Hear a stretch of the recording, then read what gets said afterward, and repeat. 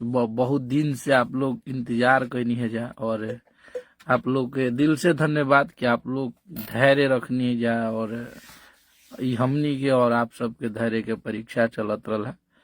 तो जोन भी गाना है आप लोग के मजा दी, और सब डांसिंग मूड के गाना रही। तो बहुत बढ़िया बढ़िया प्रोजेक्ट पे अब लगातार काम चलत, अब बहुत सारा गाना बनावत नहीं जा। जल्दी जल्दी हम भैया के गवाई जाओ और फिर आप सबके मनोरंजन करावल जाओ।